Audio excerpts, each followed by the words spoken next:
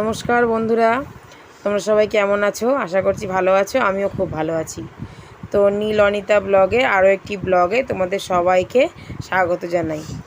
তো বন্ধুরা, আজকে একটা নতুন ব্লগ, নতুন দিনে নতুন একটা ব্লগ তোমাদের সামনে নিয়ে আসলাম। তো আজকে হচ্ছে রবিবার। তো আজকে দেখো সকাল সকাল সমস্ত কাজ সেরে পুজো দেওয়া কমপ্লিট হয়ে গেছে। এদিকে আজকে আমার বড় ছেলে, মানে দুজনেই তো ক্যারাটে শেখে, তো বড় ছেলেই যেহেতু মানে ভালো শিখে গেছে, তার জন্য ওর আজকে কম্পিটিশানে যোগদান করবে। তো ক্যারাটে কম্পিটিশান। তো সকাল সকাল বন্ধুরা ঘুম থেকে উঠে ওর স্নান করে পুরো রেডি। তো এদিকে আমি সমস্ত কাজ কমপ্লিট করে রান্নাও করে ফেলেছি। তো চলো তোমাদেরকে একটু রান্নাটা শেয়ার করি। তো সকালবেলা আমি করেছি ডাল, করেছি ভেন্ডি দিয়ে, তো ওটা নাড়লে বোঝা যাবে। আর এদিকে করেছি আমি আলু পটল দিয়ে একটু চচ্চড়ি মতন, আর ওই বড়টাতে রয়েছে ভাত। ঠিক আছে, তো এরপরে দেখো।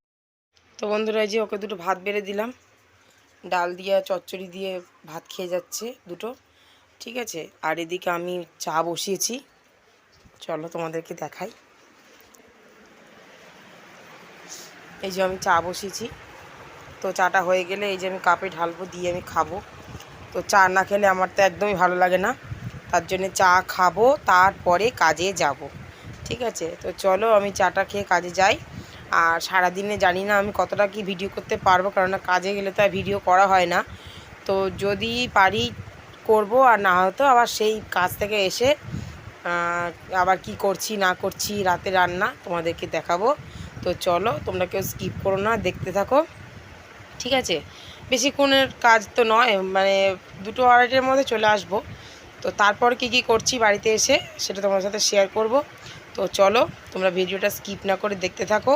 আর যারা আমার চ্যানেলটাকে এখনও সাবস্ক্রাইব করোনি, তারা অবশ্যই করে একটু সাবস্ক্রাইব করে দিও, আমাকে সাপোর্ট করো, আমি যাতে এগিয়ে যেতে পারি।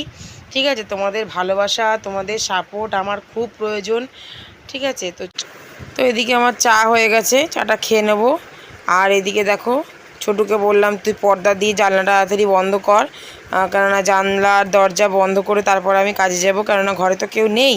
তো তার জন্য বাবু থাকলে তো আমি ছোটুকে রেখেই যাই, তাই ওকে নিয়ে যাব, তাই সব বন্ধ বন্ধ করে যাচ্ছি। এদিকে দেখো পাখাটাও চলছে, বন্ধ করতে হবে।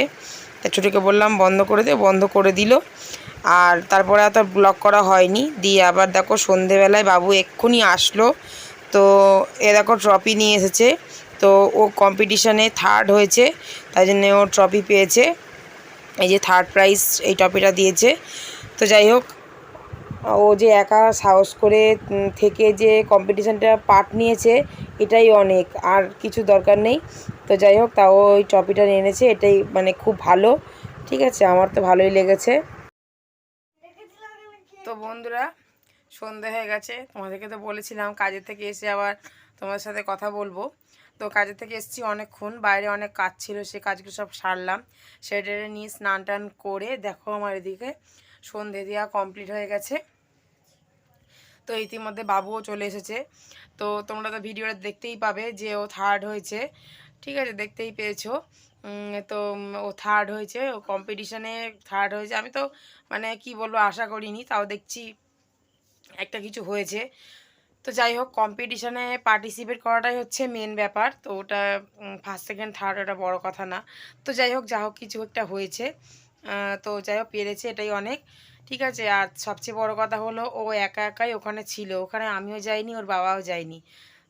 সন্টু কাকা ওর সাথে ছিল।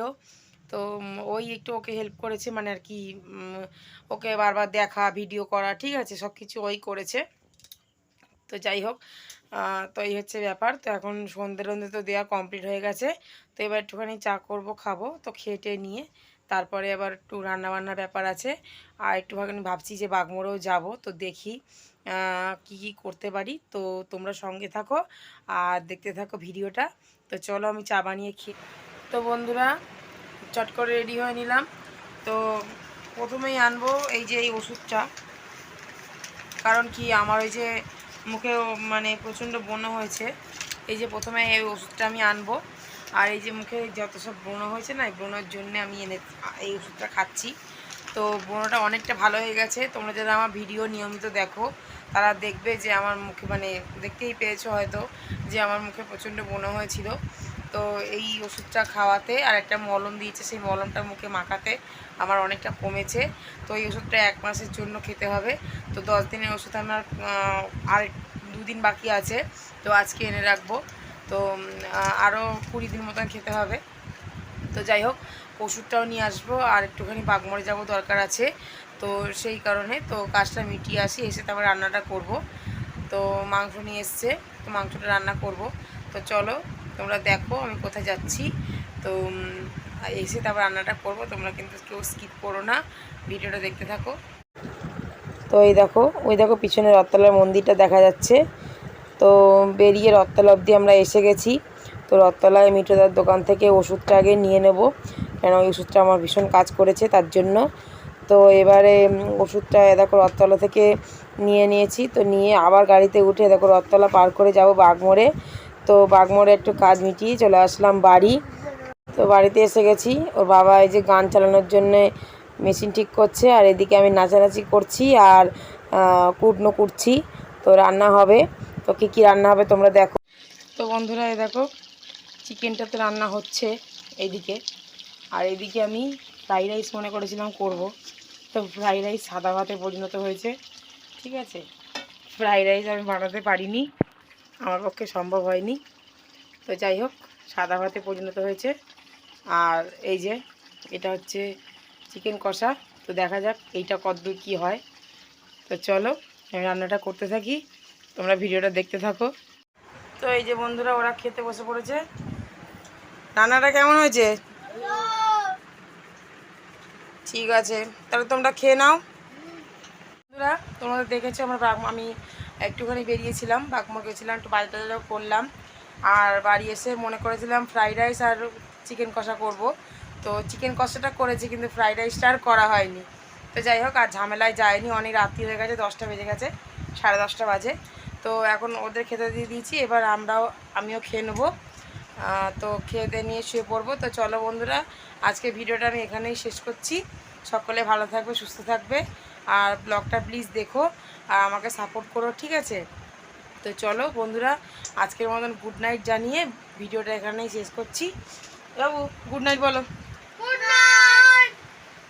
তো চলো বন্ধুরা, গুড নাইট, টাটা।